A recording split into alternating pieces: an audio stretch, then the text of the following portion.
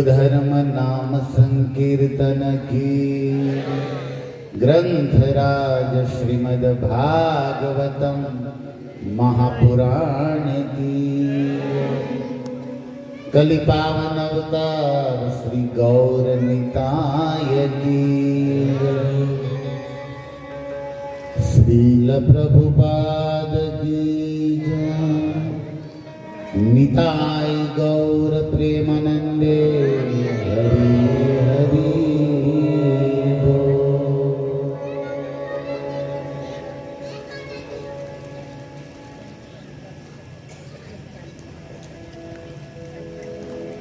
हरे कृष्ण। साधुवाद धन्यवाद। नाम संकीर्तन यज्ञ में आप सबने आनंद से साथ दिया। चैतन्य महाप्रभु ने कहा है, यही महामंत्र रो यही तो स्वभाव जे जपे तार उपजे प्रेम भाव। ये हरे कृष्ण मंत्र कीर्तन में वो शक्ति है कि आपके जन्म जन्मांतर के पापों को समूल विनाश करके आपको प्रेम प्रदान कर सकता है। जय जपे, जो भी इसका जप करता तार उपजे प्रेम भाव, उसके हृदय में कृष्ण चरण कमलों के प्रति प्रेम प्रादुर्भाव होगा। और चैतन्य चरितामृत में एक और प्यारी बात कही गई, एक कृष्ण नाम जीवेर जत पाप हरे, जीवेर शक्ति नहीं तत पाप करिते पारे। एक कृष्ण नाम जीव का करोड़ों जन्मों का पाप, इतना पाप नष्ट कर सकता है जितना जीव की औकात नहीं कि वो कर सकता। तो इसीलिए आज पावन हरिवासर अर्थात एकादशी, पाप मोचिनी एकादशी है। इसीलिए हमने 2-5 मिनट राधा माधव महामंत्र को गाया, क्योंकि हरिवासर हरि तिथि एकादशी के दिन सबसे ज्यादा महिमा संकीर्तन की है, विशेष फल देता है। श्रीमद् भागवत का प्रत्येक प्रसंग हमें प्रेरणा एवं प्रेम प्रदान करता है। भागवत के अक्षर अक्षर में आनंद रस समुद्र भरा है। आचार्यों ने, वैष्णवों ने भागवत के प्रति अपना आत्मा हृदय समर्पित करके भागवत को आत्मसात किया है। जब हम किसी ग्रंथ को और उस ग्रंथ के विषय भक्ति को और उस ग्रंथ के हीरो, आज की भाषा में कहा जाए वो श्री कृष्ण, उनको अपना आत्मसात करना चाहते, समझना चाहते हैं, तो हमें सबसे पहले उसे अपना मानना पड़ेगा, अपना बनाना पड़ेगा। किसी हिंदी कवि ने कहा है, गुरु महाराज इसको कथा में बोलते रहते थे पहले, कि ना हम कुछ हंस के सीखे हैं ना कुछ रो के सीखे हैं, जो कुछ भी हमने सीखा है किसी के हो के सीखे। सबसे पहले हमें भागवत के हो जाना, भागवत ग्रंथ के, भागवत गुरु वैष्णव भक्त के, उसके हो जाना, उसे अपना मान लेना। फिर आपकी भाषा, आपकी विद्वता की जरूरत नहीं है, क्योंकि ये तो प्रेम ग्रंथ है। अगर हृदय में भाव है तो दिव्य ज्ञान हृदय प्रकाशित होता है। इसीलिए आप सभी श्रद्धालु चरणारविंद में मैं विनती करता हूँ कि भगवान धर्म की स्थापना के लिए कलयुग में श्रीमद् भागवत के रूप में है और हम सब भागवत की शरण लें, तो भगवान को बुलाना नहीं पड़ेगा, वो अपने आप हमें ढूंढते हुए आएंगे। कई बार साधु समाज में चर्चा होती है कि भागवत की कथा सुनो भगवान मिलेंगे। सही है, लेकिन इससे भी परम सत्य ये है कि जिसे भगवान मिलते हैं ना, उसे अपना भागवत देते हैं। भागवत प्राप्ति से भगवत प्राप्ति है, ये सत्य है, लेकिन इससे ऊपर का सत्य क्या है कि जिसे भगवत प्राप्ति होता है उसे भगवान अनुग्रह करुणा करके भागवत प्राप्ति करा देते, क्योंकि भगवान स्वयं भागवत के लिए, फिर वो ग्रंथ हो या भक्त हो, तरसते हैं। तो इस भागवत कथा सुनने की जो प्यास है, यही जीवन की सच्ची संपत्ति है। और मैं देख रहा हूं कुछ चेहरों को यहाँ, जिसकी उत्कंठा, जिनकी आंखें, जिनका मुखड़ा बता रहा है कि उसको कथा सुनने में रुचि, अनुराग, लालसा है। मैं व्यास मंच से उन श्रोता चरणों में बड़ी विनम्रता से यही भीख मांगता हूं कि हमको ये दे दो। तत्र लौल्यम अपि मूल्यम एकदम, जन्म कोटि सुकृति न लभ्यते। भागवत 88,000 ऋषियों के बीच सूत जी ने बोला, स्यान महत सेवया विप्रा तत्पुरुष सेवया। वासुदेव कथा रुचि, भगवान की कथा में रुचि हो जाना, इससे बड़ा कोई आशीर्वाद वरदान है नहीं। और गुरु महाराज की ये पावन प्रचार क्षेत्र भूमि है, और किसी साधु के चरण की रज जहाँ पर बिखरी हो, वहाँ भक्ति की खुशबू आज नहीं तो कल प्रकट हो ही जाती है और हो रही है। तो आप सब उसी प्रेम परंपरा, भक्ति भाव रस में भागवत के प्रति जो कथा रुचि भी है, ऐसे साधु प्रातः स्मरणीय भक्तिवेदांत स्वामी प्रभुपाद के प्रिय शिष्य, जिन्होंने कलयुग को कथा युग बना दिया। अभी तो कलयुग चल रहा है, लेकिन गुरु महाराज ने इसको क्या बना दिया? कथा युग बना दिया। और जहाँ कथा है वहाँ कलयुग बेचारा चक्कर में काट के निकल जाता है। तो ऐसे ही होलीनेस राधा गोविंद गोस्वामी महाराज का हम पावन स्मरण करके उनके चरणों में यही भिक्षा मांगते हैं कि पूनम का चांद जैसे प्रतिदिन बढ़ता रहता है, ऐसे ही आप प्रेमी श्रोताओं की रुचि हरि कथा में बढ़ती रहे। इससे बढ़कर सब वृंदावन में कई बार प्रेमियों से, संतों से चर्चा होती है। तो एक बार एक चर्चा चली कि वैष्णव सेवा सर्वोपरि वस्तु है, क्योंकि विष्णु भी क्या करते हैं? बोले वैष्णव सेवा। भगवान भी अपने भक्तों की सेवा में लगे। अर्जुन की सेवा की है ना, 18 दिन रथ चला है, जिसकी रथ यात्रा निकलती है वो ड्राइवर है। क्या सेवा है? अर्जुन को सैलरी दे रहे हैं कि रोज का 1000 ले जाना, 18 दिन के 18,000 नहीं। और कृष्ण तो कृष्ण है, सारथी मतलब सारथी। सारथी का काम है घोड़े को पानी पिलाना, घोड़े को साफ करना, थपथपाना, रथ को साफ करना। और मालिक आए, रथी आए तो दरवाजा खोलना, सब कृष्ण करते। सोने की नगरी का राजा है, 16,108 लक्ष्मी स्वरूप पत्नियां हैं। यहाँ तो सब पूरा घर और मकान दुकान सब लोन पे चल रहा है, फिर भी हवा कितनी होती है मनुष्य की, पावर कितना है। और ये देखिए द्वारिकाधीश, अर्जुन आने से पहले भगवान घोड़े को थपथपाते थे, पानी पिलाते थे।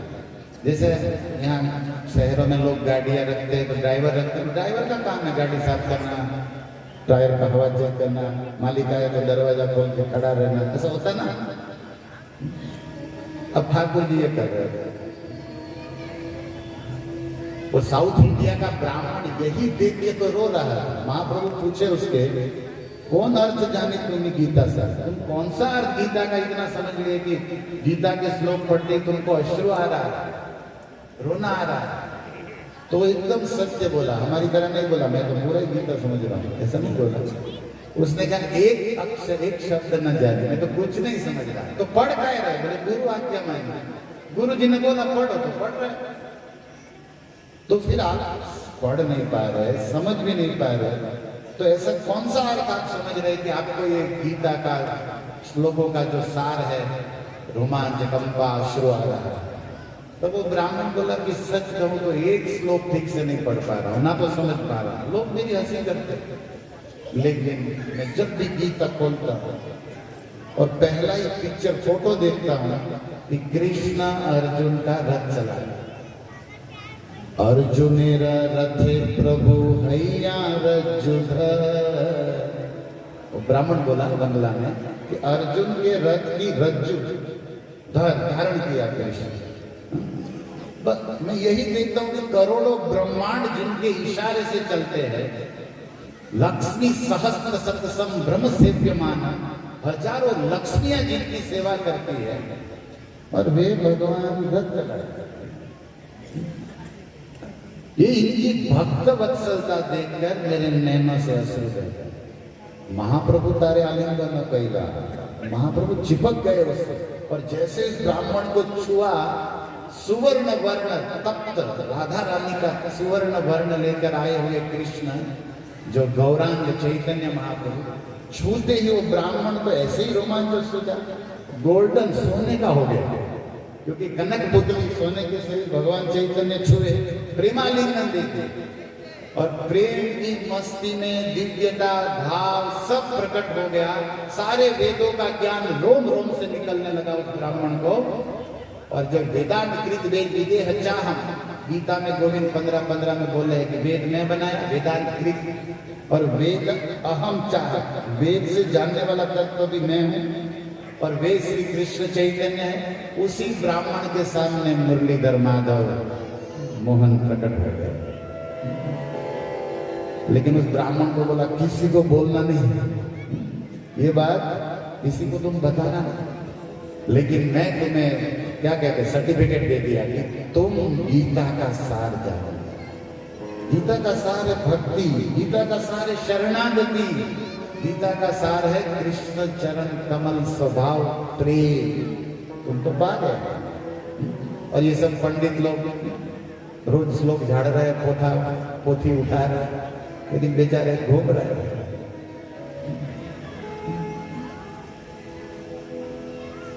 यही दृश्य देखने के लिए पितामह भीष्म रोज सुबह होती थी, अर्जुन रथे प्रभु हैया रज्जु था। भगवान द्वारिकाधीश अपने सखा अर्जुन का रथ की रज्जु बाएं हाथ में रथ की लगाम, point to be noted, Krishna के बाएं हाथ में रथ की लगाम, और राइट हैंड में दाएं हाथ में क्या था, घोड़े को चलाने का चाबुक। और घोड़े को कहाँ छूना है पीठ में कि घोड़ा रुकेगा कि बाएं कि दाएं। मास्टर है, अखिल कला गुरु है भाई, सब जानते हैं। ये जो 64 कला सीखे ना सांदीपनी के यहाँ उज्जैन अवंतीपुरी में, उसमें एक कला थी घोड़े सवारी। ये भी एक कला है। पहले गुरुकुल में 8 कला सिखाया जाता था, और आज तो सब बोझा सिखाया जा रहा है, दिमाग में भरा जा रहा है, जो कुछ भी काम का नहीं वो भी सिखाया जा रहा है स्कूल कॉलेजों में।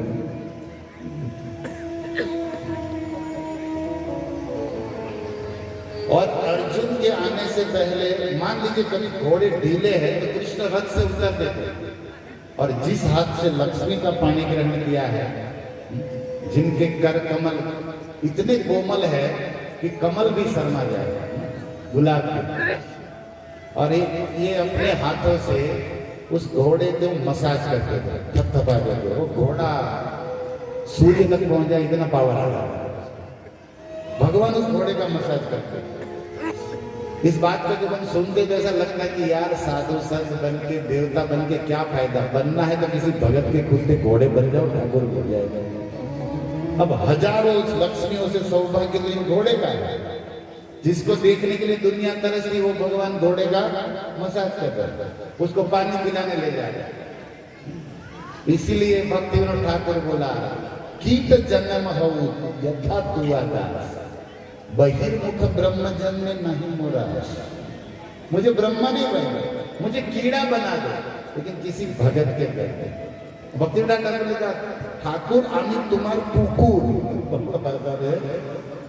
कोता ही बना दो, लेकिन भक्त के कहते प्रसाद तो मिलेगा, साधु संतों की कृपा तो मिलेगी, बड़ा लाभ।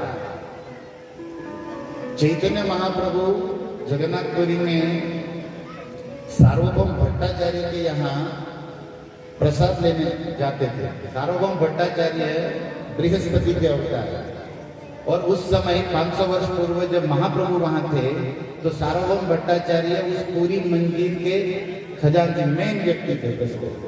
मतलब कटक का राजा जो था वो भी उनकी आज्ञा में चलता था, उनके गुरु थे, प्रताप रुद्र के गुरु थे, और हजारों सन्यासियों के भी गुरु थे।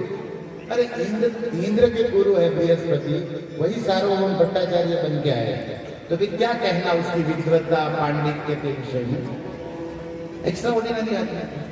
लेकिन महाप्रभु की भक्ति रस में डूबे और प्रसाद के दिन उसका एक जमाई अमोघ कुछ निंदा करता था। प्यारा प्रसंग है, लेकिन मुझे ये कहना है कि चैतन्य महाप्रभु उस निंदक अपराधी पर उद्धार करने के लिए सार्वभौम के घर गए, तो सार्वभौम भट्टाचार्य ने बोला कि महाप्रभु ये मेरा रिश्तेदार तो है, मेरा जामादा है, लेकिन खल निंदक दुष्ट है, मैं इसको मार देना चाहता हूं, इसका मुख देखना नहीं चाहता।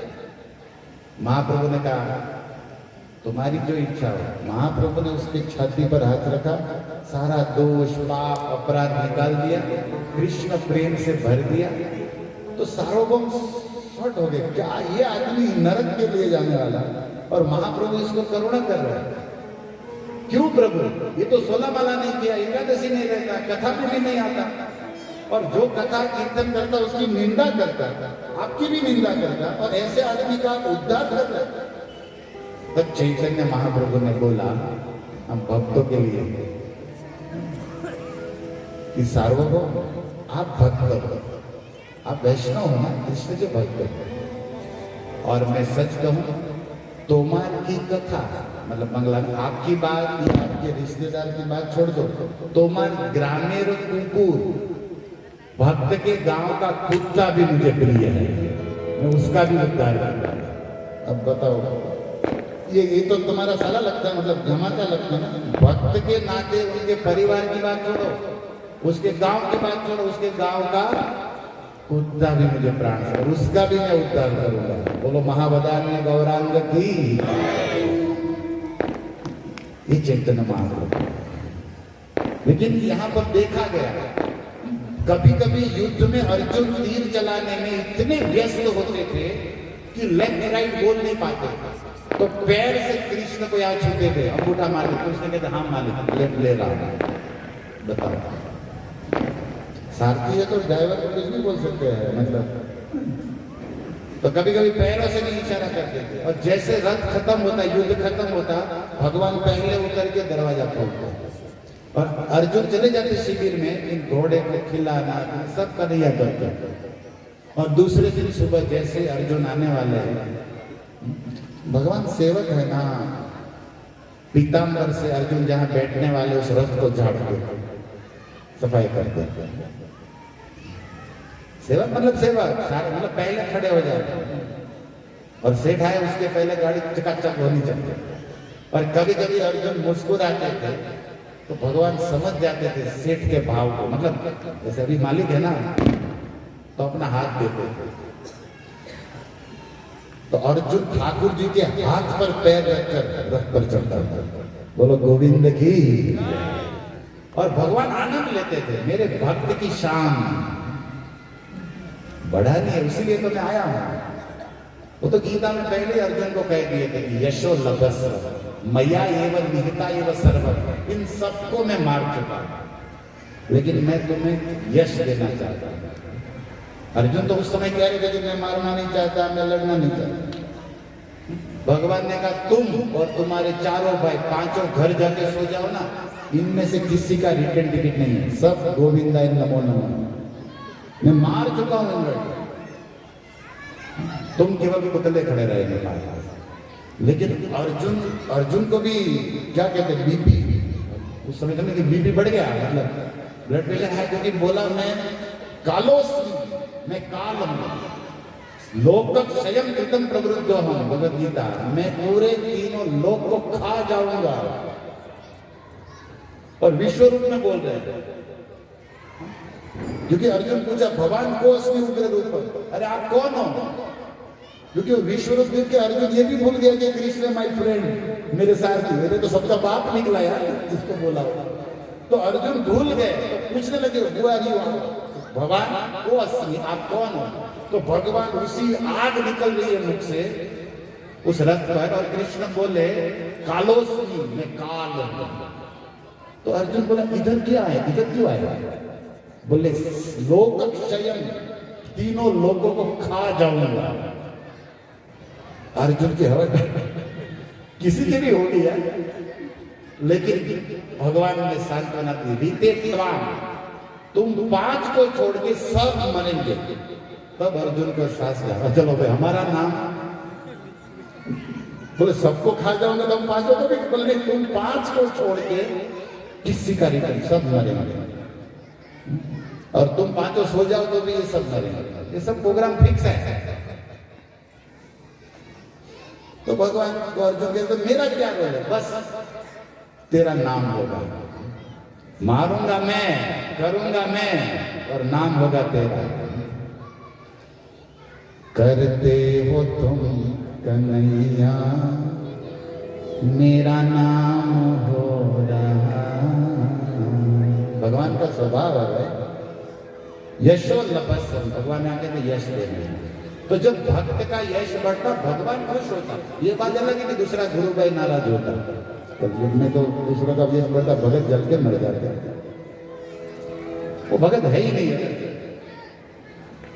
आप चाहते हो कि भगवत गीता भागवतम का सार अर्थ रस आस्वादन करो, तो सबसे पहला छोड़ना पड़ेगा ईर्ष्या। भगवान गीता में कहते हैं परम गुह्यम तमम ज्ञानम, 9वें अध्याय का पहला श्लोक, प्रवक्ष्यामि, मैं तुमको बोलूंगा, अनसूयवे, क्योंकि तू ईर्ष्या से रहे। कई बार लोग पूछते कि भीम है, सब लोग है, लेकिन अर्जुन को ही क्यों चुना? तो आप लोग एक श्लोक बहुत कोट करते होंगे, वो पहला वाला चौथे अध्याय का, भक्तो चमे सखा चेती, तुम मेरे भक्त हो। अरे ये शुरुआत की बात, सब तो भक्त ही है, लेकिन कैसे भक्त हो? तो 9वें अध्याय के बाद जो चालू होगा ना भक्ति योग असली ज्ञान 12वां, इसके लिए केवल भक्ति नहीं चले, ईर्ष्या शून्य भक्त होना चाहिए। कैसा भक्त? तो परम गुह्य तमम, अब गुह्य दिया, लेकिन गुह्य तमम पे जाने के लिए तुम्हें ईर्ष्या से मुक्त, और तुम ईर्ष्या से मुक्त हो, इसलिए तू कैंडिडेट आप रिकमेंड करता हूँ, आप लाइक। और भागवत जी तो यही कहती है निर्मत सराणाम सताम, यही तो एंट्री पास है। तो हम भक्तों को ये सब चिंतन करना है, मनन करना है। ओके, अब भगवान का ये स्वभाव बताया, चैतन्य महाप्रभु का स्वभाव बताया, लेकिन ये है सेवा, वैष्णव सेवा, ये है सार वस्तु। इसलिए हमारे आचार्य नरोत्तम बोला छाड़िया वैष्णव सेवा निस्तर, बिना वैष्णव सेवा किए कोई वैकुंठ जा नहीं सकता, कोई विष्णु को प्रसन्न कर नहीं सकता, क्योंकि विष्णु भी यही कर रहा है। भगवान भी यही कहते हैं, इसलिए उसका नाम है भक्त वत्सल। वत्सल क्यों कहते हैं जानते हैं? गाय जो होती है ना, उसका जो बछड़ा होता है उसको संस्कृत में वत्स कहते हैं, काल अंग्रेजी वत्स। अभी वो बछड़ा जब जन्म लेता है, वत्स होता है छोटा, तो आप सब गांव में रहते पता ही है कि गाय को मतलब सात्विक होगी और क्या कहते हैं सरल स्वभाव की भी होगी, लेकिन उस समय कोई भी उसके पास जाएगा तो उसको भी मारेगा, उसके मालिक को भी, क्योंकि वो नहीं चाहते कि कोई मेरे बछड़े को छुए, इतना उसके प्रति उसका वत्सल है। और जो गाय मांसाहारी नहीं है, वो घास खाती है, वो सात्विक है, लेकिन उस समय वो गाय उसका खून मां जो भी लगा है उसके वो सब चाटती है। सत्य की झूठ? क्या वो गाय का आहार है? नहीं। क्यों ऐसा अपने स्वभाव से विकृत कर रहे हैं? उस बछड़े की वत्सलता कर रहा है कि उसका सब जीवा से चाट के उसको क्लीन कर देते और कोई उसके पास आना नहीं चाहिए। ये उसकी इसी बात से भगवान को वत्सल बोला कि भगवान भी अपने भक्तों का सारा दोष दुख दरिद्रता सब साफ कर देंगे, और कोई उसे टच किया ना तो नमे भक्ता प्रणश्यति, उसकी खैर नहीं। इसलिए भगवान को कहते हैं भक्त वत्सल। और ये गुण यही काम में आता है जो भगवान के नाम है ना, दीन बंधु, भक्त वत्सल, पति पावन। एक बार वैकुंठ में भगवान विष्णु सोच रहे थे तो लक्ष्मी जी ने देखा तो ठाकुर जी मुस्कुरा नहीं रहे थे। लक्ष्मी जी ने पूछा आप हंस नहीं रहे, कोई धीर गंभीर कुछ टेंशन है क्या आपको? भगवान ने कहा वैकुंठ जहाँ कुंठा नहीं, चिंता नहीं, टेंशन तो कुछ भी नहीं, तो फिर थोड़ा हंसिए ना, थोड़ा मुस्कुराइए। मैं आप कथा में आने वाले भक्तों को भी ये जरूर कहूंगा कि और कुछ सीखो ना सीखो, मुस्कुराना सीखो, क्योंकि ये गिफ्ट मुस्कुराना केवल मनुष्य को मिला है। आपने किसी कुत्ते को मुस्कुराते देखा? किसी गधे को, किसी भैंस को? तो जो नहीं मुस्कुराता वो क्या है? वही है, समझिए। अभी कुत्ते को नहीं कह सकते स्माइल प्लीज, कुत्ते का होगा नहीं। ये केवल यहाँ है। और मैं बताऊं आपको, मुस्कुराने से आधी समस्या तो ऐसे समाप्त हो जाएगी। फिर आप कहीं भी हो, दुकान में हो, घर में कहीं भी, है ना? और अपनों के साथ कम से कम व्यक्ति क्या करते जाते, दुकान में मकान में झूठा मूठा बॉस के सामने, और घर आके चिल्लाता रहता है परशुराम नरसिंह अवतार ही निकलता। अरे ये तुम्हारे घर वाले हैं, तुम्हारे अपने, उन्हीं के सामने क्यों उग्र बने हुए? लेकिन बाहर तो हमारी चलती नहीं, इसलिए यही चलेगी ना, और क्या करें? और सब इसको पास करते हैं।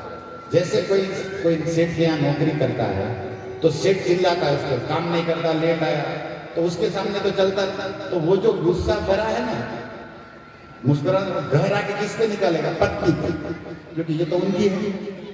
और पत्नी भी पति के सामने नहीं चिल्ला पाती, वो किसके पर निकालने? बच्चों पर, उसको मारे। वो बोलेगी मैं क्या किया मैंने, लेकिन वो उसको तो मार नहीं सकते, इसको मारे। सब ऐसे ही चल रहा है संसार, एक दूसरे पर अपना निकाल रहे हैं, जहां चले वही निकालेगा। इसीलिए माताओं को भी निवेदन है, मौन रहना और मुस्कुराना ये मानव जीवन की सुंदरता है। मौन रहना, लेकिन हम लोग बड़बड़ बोलते ही रहते हैं, और जब चाहो क्रोध करते हो या गंभीर बनते हो। लक्ष्मी जी ने कहा मुस्कुराओ थोड़ा माधव। भगवान ने कहा एक विचार चित्त में है कि मुस्कुराहट चली गई। बोले बताओ क्या प्रॉब्लम है, कोई लोन वोन बाकी है क्या? लक्ष्मी मैं हूं ना, आप चिंता क्या करते? भगवान ने कहा नहीं वो प्रॉब्लम नहीं है, प्रॉब्लम एक भारी है। क्या? बोले लोग वेदों में हमें दीन बंधु कहते हैं, भक्त वत्सल कहते हैं, पति पावन कहते हैं, तो बराबर कहते हैं ना, तो अच्छा है। बोले नहीं, लेकिन ये नाम सार्थक नहीं हो रहा। क्यों? बोले वैकुंठ में कोई पति की नहीं, वैकुंठ में कोई गरीबी नहीं, वैकुंठ में कोई दुखी नहीं है, तो मेरा गुण पेंडिंग पड़ा है, बेकार है, काम का ही नहीं। आप समझ रहे हैं? भगवान अगर दीनों को बंधु है, लेकिन वैकुंठ में कोई दीन है? पतितों को पावन कर, वैकुंठ में सब प्रेमी पार्षद। तब लक्ष्मी जी ने कहा आपका ये नाम सार्थक करना है ना तो हटा में जाओ, हटा में वहां सब भरे हम लोग तो संसारी लोग हैं, मतलब बिहार की बात नहीं है, आप पृथ्वी पर जाओ, क्योंकि पृथ्वी में सब क्या है, जन्म मृत्यु जरा। तो आपका जो डिमांड है ना यहाँ आएगा, ये जो आपका पति पावन दीन बंधु जो वैकुंठ में कोई काम का नहीं है, लेकिन यहाँ बहुत काम का है, क्योंकि सब गिराट यहाँ भरे पड़े। भगवान का जो ये गुण है वैकुंठ में एकदम क्या कहते हैं स्टोर में पड़ा रहता है, और यहाँ यही गुण एक्टिव है, क्योंकि सब लोग यही दशा है कभी। तो लक्ष्मी जी ने कहा कि चिंता मत करो, ये गुण आपका बड़ा काम में आने वाला है। और ये कहाँ काम में आने वाला है? इस पृथ्वी पर, वैकुंठ के बाहर। और चल ही रहा है, अब देखो चल ही रहा है। इसलिए दयानाथ, दीन बंधु, पति पावन, भक्तवत्सल, ये जो भगवान के नाम है, ऐसे कोई पुकारता है तो भगवान तुरंत ध्यान देते हैं, क्योंकि भगवान को बहुत आनंद आता है कि मेरे पास जो असली माल है, असली स्वभाव है, क्योंकि इसके गिराक बहुत है यहाँ पर, और यहाँ मेरा मार्केटिंग हो रहा है, तो इस नाम से कोई पुकारता है ना, भगवान तुरंत ध्यान देते। जैसे मान लीजिए आपके पास बहुत माल पड़ा हुआ और बिक न रहा हो, और अचानक ग्राहक आने लगे तो आप खुश होंगे कि नहीं? अरे भाई बिक रहा है। बस भगवान का भी यही हाल है। हरे कृष्णा कृष्णा कृष्ण हरे हरे राम। तो मैं बात कर रहा था वत्सल का। जैसे गाय अपने बछड़े के प्रति वत्सला है कि उसका दोष नहीं देखना, उसको साफ करना, उसकी रक्षा करना, भगवान भी अपने भक्तों को प्राण से दिया देना। भागवत में एक और मधुर बात है, भागवत को सब कुछ मधुर ही मधुराधिपते। और जब पृथु महाराज की कथा आते हैं ना, तो पृथु महाराज के यज्ञ में विष्णु भगवान नारायण प्रकट हुए। तो पृथु महाराज ने हाथ जोड़ के मांगा कि हे नाथ, आपकी कथा कीर्तन में इतना आनंद आता कि मुझे 10,000 कान दो। कितना? 2 कान कम पड़ता, कथा रस के लिए कितना कान चाहिए? 10,000 कान। मानो भगवान को जो पीठ कहाँ करेगा? 10,000 कान यहाँ कहाँ लगाएगा? बोले रोम रोम मेरा कान बन जाए, मुझे आपका कथा हमारी तरह से आस्वादन करना। भगवान मुस्कुराए, कितना प्रेमी है कथा का। जैसे तुलसीदास इसका अनुवाद लिखते हैं, मानस में भी ये बात आई, वाल्मीकि के वन में राम जी ने कहा कि कहाँ रहे, तो जिनके श्रवण समुद्र समाना, कथा तुम्हारी सुभग सरी नाना, भर ही निरंतर हो ही न पूरे। वहां पर भी कान का बताया, और नेगेटिव बात भी बताई, जो कान कथा नहीं सुनते वो सर्प का बिल है। भागवत में भी बिलो बते रूप क्रमांग न सुनबते सब कुछ है। इसलिए अम्बरीश महाराज को हम याद करें तो उसके विषय में सुखदेव जी ने भरी सभा में कहा, वाणी जिसकी लगी रहती थी, गुणानुवाद, कान जिसकी कथा सवे मना कृष्ण पदारविंदयो, वंचासी वैकुंठ गुणानुवर्णने, करो हरे मंदिर मार्जनादिशु, श्रुति कान श्रुति चकारा अच्युत सत्कथोदय। एकादशी तो अम्बरीश को याद करना चाहिए, पारण ठीक से टाइम से करने पर बड़ा कांड हो गया था। लेकिन श्रुति कहते कान को, ये कान है ना, कुंडल पहनने से अच्छे नहीं लगते, सोना का। श्रोत्रस्य भूषणम शास्त्र, शास्त्र सुनने से कान सुंदर है। लेकिन हमने अपने कान में कचरा, संसार की बात का दिन भर डाल के कचरा पेटी बना। लेकिन सौभाग्य कभी कभी उदय होता है कि इस कान से कृष्ण प्रेम रस प्रविष्ट करना अंदर जाता है। कभी तो ये मौका मिलता है, बार बार कोई अवसर होता है। भगवान मुस्कुराए पृथु के यज्ञ में, तब पृथु ने हाथ जोड़ के मांगा कि आपके चरण कमलों की सेवा चाहिए। भगवान ने कहा प्रकट ही हुए हैं वरदान देने के लिए, यथा इच्छा से जो इच्छा है मांग लो। बोले प्रभु चरण कमल सेवा, जैसे महाप्रभु ने कहा मम जन्म, क्या श्लोक है इसके पहले लाइन क्या है? चौथा मतलब शिक्षा अष्टकम का पतितम मां विश्व में भव। मैं तो आपका हूं, नहीं नंदन, लेकिन पतित हो चुका हूं। अब कृपा करो कि आपकी चरण कमल की डोली का ये पृथ्वी को आ गई। तो भगवान मुस्कुरा के तथास्तु बोले। तो पृथ्वी ने कहा प्रभु एक क्वेश्चन है, एक तकलीफ है। क्या? बोले आपके चरणों की सेवा में तो लक्ष्मी जी ऑलरेडी विराजमान है। हाँ तो क्या हो गया? बोले प्रभु मैं भी आपके चरणों की सेवा करूंगा और लक्ष्मी जी भी करेगी, और दो सेवक कभी भी एक साथ सेवा में होते ना तो कभी भी झगड़ा कर सकते करते ना। जैसे कोई प्रसाद बनाना हो प्रोग्राम में और दो लीडर बनाए गए, ये बोला इतना ही बनेगा, वो बोलता है ये बनेगा। महाभारत हो सकता है कभी एक सेवा में दो होता ही है। तो ऋतु महाराज ने कहा कि नाथ लक्ष्मी जी और मेरे में कभी झगड़ा हो जाए, क्योंकि वो तो पहले से सेवा करती है, मैं नया आई मीन, और वो तो सीनियर है। सीनियर लोगों का काम है चिल्लाना, तो चिल्लाता है सीनियर, उसको पता नहीं कि तू जूनियर से भी नीचा हो गया। लेकिन वो लोग ये मानते हैं कि हम बड़े हैं ना, मतलब डांटने के लिए हमको अधिकार है। तो लक्ष्मी जी तो सीनियर है, मैं तो जूनियर, तो मेरा क्या होगा? लेकिन भगवान मुस्कुराए, कुछ नहीं बोले। तो पृथु खुद ही बोले प्रभु मुझे विश्वास है, अगर मेरा और लक्ष्मी का कभी झगड़ा हो गया इस चरण सेवा में, तो आप विष्णु है, भगवान है, निश्चित लक्ष्मी जी को छोड़कर आप मेरा साथ देंगे। तो भगवान ने कहा सही पकड़े है, सही पकड़े है महाराज, यही सही। और कोई ये साहस करने, लेकिन भगवान, और भगवान के भागवत में ये बोलते हैं 11वें स्कंद के 14वें अध्याय में उद्धव जी से कहते हैं न तथा मैं प्रियतमो आत्मयोनि न शंकर न तो संकर्षण न श्री यथा भगवान।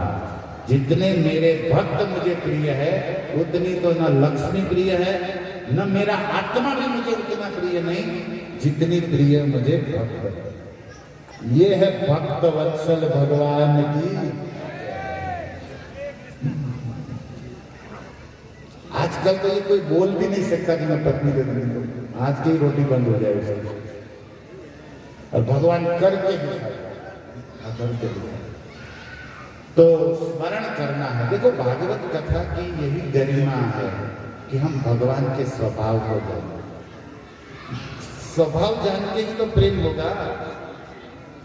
और किसी भी व्यक्ति से रिश्ता जोड़ना है, उसके साथ आगे जिंदगी बितानी है, तो मेन तो स्वभाव ही जानना चाहिए।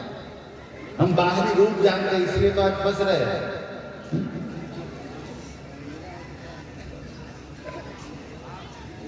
रूप देख के शादी कर लेते हैं, बाद में पता चलता है कि रामायण में ताड़का के विषय में सुना तो था, दर्शन खुद ही हो गया घर का। बाहरी रूप देख के फंसे। इसलिए पहले के लोग रिश्ता करते थे, क्या देखते थे? कुल देखते थे, संस्कार देखते थे। आज क्या देखते हैं? पैसा और बाहरी चमड़ा। और इसलिए तो हाल बेहाल है। स्वभाव, किसी भी व्यक्ति का स्वभाव से ही तो उसके समर्पण होता है। देखिए कृष्ण के पास ऐश्वर्य है, ऐश्वर्य तो है, वैकुंठ ऑपुलेंस बहुत है। किसी भी व्यक्ति का धन संपत्ति देख के या सुंदरता देख के आपका आकर्षण होगा, अटैचमेंट होता है। जैसे मैंने बताया जाए आपके सामने कि ये व्यक्ति करोड़पति है, तो आप कहोगे थोड़ा मिलवा दो हमसे, क्योंकि वे काम में आएगा। तो जो व्यक्ति सुंदर होता, धनवान होता, तो उनके प्रति हमारा अटैचमेंट होता, आकर्षण होता। लेकिन कोई व्यक्ति स्वभाव से मधुर होता तो उसके प्रति समर्पण होता। आकर्षण समर्पण में फर्क है। तो कृष्ण में दोनों है। कृष्ण का सुंदरता, ऐश्वर्य देख के चराचर सृष्टि आकर्षित होती है, और जब कृष्ण का स्वभाव सुनने में आता है तो फिर समर्पण हो जाता है। आमी तोमर दास, जैसे गोपियां कहते हैं शुल्क दासी का, बिना मोल की दासी, क्योंकि ऐसा स्वभाव कहाँ मिलेगा। हृदय मधुर मधुराधिपते अखिलम मधुर। तो भगवान के स्वभाव की कथा से पता चलता कि प्रेम निभाना खूब जानते हैं, भक्तों से प्रेम बहुत करते हैं, भक्तों की गलती अपराध देखते हैं, क्षमा करना उनका काम है।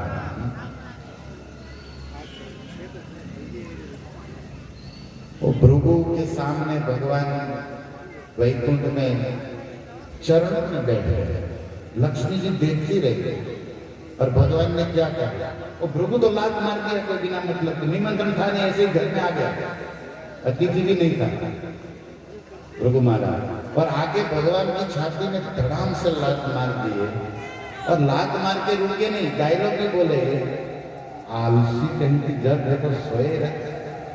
अब बताओ भगवान क्या कहे, तुरंत खड़े होकर भृगु के चरणों में बैठ गए, अपने आसन पर भृगु को बिठाया। और भक्तों भागवत जी ने लिखा, अतीव कोमलो तात चरणों तव महामुने वज्र कर्कश मद वक्ष। देखिए भगवान की बातें, पहले तो चरणों में बैठ गए और हाथ जोड़ के क्षमा मांगे कि हे नाथ, अजानता आगमनम तव, मुझे पता नहीं था कि आप आने वाले, नहीं तो मैं दरवाजे पर आपको प्रणाम करने आरती लेकर चरण धोने आता, लेकिन मुझे पता नहीं था आप अचानक आ गए। चलो आ गए, मेरा सौभाग्य, मेरा वैकुंठ पावन हो गया, फिर भी आप हमें क्षमा कर। भगवान ने ऐसा बोल के भृगु का चरण हाथ में ले लिया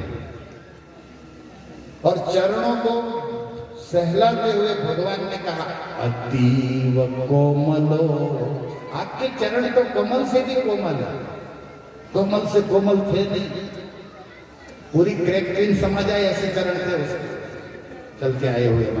क्रैकिंग समझते हो क्या होता है पैर में, हाँ फट जाता ना, साधुओं के बेचारे चलता रहता नहीं होता। कोमल तो कन्हैया है उसको, भगवान के हस्त कमल, लेकिन ये तो आपके चरण तो कितने कोमल, और भगवान कहते हैं वक्ष मत छाती वज्र जैसी है। हे नाथ, आपको कोई कष्ट तो नहीं हुआ? अब बताओ, अब इनको कहा भगवान का छाती लक्ष्मी जी का वास है, लेकिन भगवान कहते हैं कि आपके चरणों को कष्ट तो नहीं। ये सुनते ही भृगु की आंखों से गंगा जमुना बहने लगी। इसको कहते हैं बिना मतलब के मैं आ गया, मार दिया, झाड़ दिया, बोल दिया, ये है कि अपने कि मेरे कारण आपको कष्ट हुआ, आप हमें इस दास को क्षमा कर। ये है भगवान का स्वभाव। ऐसे कई जगह प्रकट होगा, जैसे अर्जुन का रथ चला से लेकर भाई कोई भी लीला दे, भगवान राम को याद कर लो। निषाद राज के यहाँ मिले, बहुत बातें हैं लेकिन अभी वही कुलती में आई तो बोल रहा हूँ। निषाद ने मिलवाया उस भील जाति, क्योंकि राम तो वन में रहना था ना, नगर में तो प्रवेश कर नहीं पाएगा, तो नगर में वन में आए स्वागत, क्योंकि तापस वेश विशेष होता है। 14 वर्ष राम वन में रहना, तो मिला रहे थे, ये मेरी माँ है। निषाद की माँ को देखकर अयोध्या सरकार भगवान रघुनंदन दंडवत प्रणाम किए, जैसे माँ कौशल्या को करते, मित्र की माँ नहीं, और प्रणाम करके भगवान बोले, माँ मेरी लिए भी कोई सेवा है क्या? अपना दास पुत्र समझो। निषाद की माँ हो तो निषाद मेरा मित्र है, आप उसकी माँ मेरी। और जैसे कौशल्या के प्रति भाव, प्रणाम, समर्पण, इतना ही। अब कहाँ अयोध्या के सरकार सम्राट रघुवंशी, और कहाँ एक महिला, चैतन्य महाप्रभु के ऊपर भी एक महिला चढ़ गई गरुड़। भगवान कहते रहने दो अपने सेवक, ठीक है, उसको उतारो। अरे चैतन्य महाप्रभु तो स्त्री शब्द नहीं बोलते थे सन्यासी के लिए, स्त्री की परछाई में पैर होता था, समुद्र में स्नान करते, इतने कट्टर सन्यासी। लेकिन वहां मना कर दिया स्वरूप को, रोको मत उसको। और वो स्त्री उतर गई दर्शन करके, तब महाप्रभु रोने लगे। उसके सेवक गोविंद पूछते कि भाई क्या हो गया? बोले उस स्त्री को भगवान जगन्नाथ को देखने की कितनी लालसा थी, जो कुछ नहीं देख रही वो चढ़ गई हमारे ऊपर। तो महाप्रभु बोले इच्छे आरती जगन्नाथ आमा के न दिलो, इतना उत्साह आनंद दर्शन की लालसा भगवान मेरे को नहीं दी, स्त्री को दी। अब देखो गुण देखो, ये सब लीलाएं स्मरण करके सुनकर हमारे हृदय के पाप दोष ईर्ष्या सब चला जाता सुन के, क्योंकि कृपा बरस। ये जो सत्संग है ना, कथा अंतरात्मा का स्नान है, हृदय शुद्ध होने लगे। ये व्यास के वचन है। तो मैं और भी बताऊंगा आगे प्रसंग में भगवान का स्वभाव। भीष्म पितामह इसी पर मोहित है, उसी को देखते रहते थे। रोज सूर्य उगते ही जिस रथ चलाने वाले माधव को बुढ़ा केश का रथ लेते हुए आके देखते थे, आज मान शैया पर सोए सोए उसी को याद कर रहे कि कब आएगा, कब आएगी मेरे माधव। और आज वो सौभाग्य का सूर्य उदय हुआ 52-56 दिनों के बाद। पूनम के चांद जैसा मुखड़ा भगवान सामने खड़े, उसको देख के ही पितामह भीष्म ने मुख से बड़ी प्यारी मधुर बातें बोली। बड़े चिंतन का विषय है, लेकिन कुछ सारांश मैं यहां प्रस्तुत करूं। भीष्म देव ने श्लोक बोला, शायद 24 नंबर होगा या 21। सदेव देवो भगवान प्रतीक्षता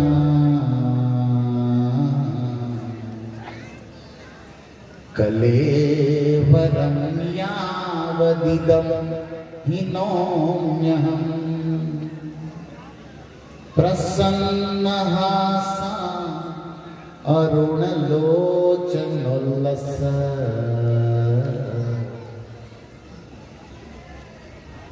मुखाम्बुजं ध्यानपथ चतुर्भुज। विष्णु सदेव देवो। देखिए गंगा पुत्र के मुख से जो ये श्लोक निकल रहा है ना, ये गंगा से कम नहीं है। इस श्लोक को सुनना त्रिवेणी के स्नान का कुंभ से भी बड़ा फल मिलता है, क्योंकि भीष्म के रोम रोम में प्रेम भक्ति की गंगा प्रवाहित हो गई। और हृदय का जो ये प्रेम है ना, उसमें बाढ़ आई ना, तो वही प्रेम भाव मुख से निकल रहा है। और किसके सामने निकल रहा है? जिसके श्वास से वेद निकलता है, उस परम भगवान को साक्षात कह रहे हैं।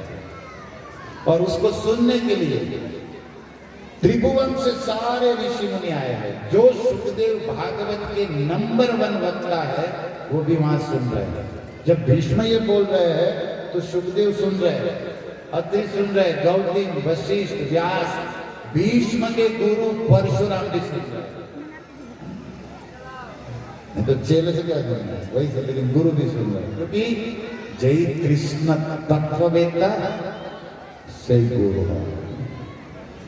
अब भीष्म के मुख से कृष्ण तत्व सुनने के लिए तो ये सारे ब्रह्मांड के ऋषि मुनि आए थे। और वक्ता सोया है और श्रोता खड़े हैं। यहाँ उल्टा होता है, श्रोता सोया है, वक्ता गला फाड़ रहा है, ऐसा होता है।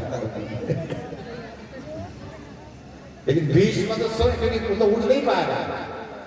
लेकिन आजू बाजू में गोलाकार में ब्रह्मांड के जितने भी विभूति प्रभूति सब बना रहे हैं, एक से एक, जिससे गोत्र चलता, जो हजारों के गुरु है, वे सब खड़े खड़े सुन रहे।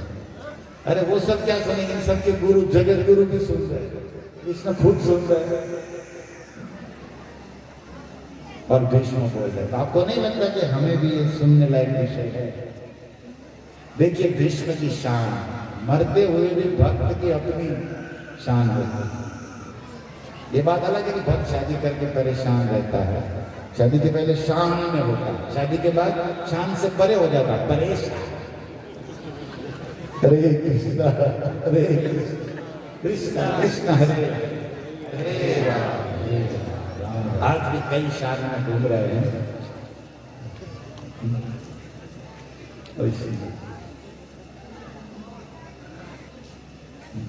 भगवान बढ़ाते हैं महिमा,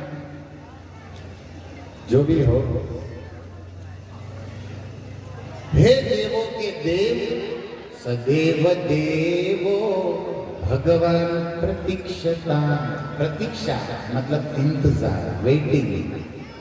आप खड़े रहे, आप कहते हैं ना ट्रेन में रेलवे में सुनते हैं आप प्रतीक्षा लेंगे, मतलब आप प्रतीक्षा में है, कतार में लोग बोलते रहते हैं मतलब रुकने। अरे पूरा ब्रह्मांड जिनके इशारे चलता है उस भगवान को मानो भीष्म ऑर्डर दे रहे हैं कि वेटिंग में खड़े रहो। मतलब बदला लेंगे ना, हमको इतना इंतजार करवाया तो थोड़ा आप भी खड़े रहो। प्रेम का भाव है, प्रतीक्षता, इंतजार करिए। आ गए माधव, अब खड़े रहिए। मानो कृष्ण पूछे कितना टाइम खड़ा रहे, कितनी देर। तो भीष्म कह रहे कलेवरम यावदिदम हिनोमि अहम। इदम कलेवरम शरीरम, यावत जब तक, हिनोमि छोड़ो नहीं, तब तक खड़े रहो। अब बाप रे कितनी बड़ी करते। चक्रवर्ती में कलम चलाते सारा दर्शिनी महापट्टिका में हिनोमि त्याज्यम इति स्वतंत्र बोधम।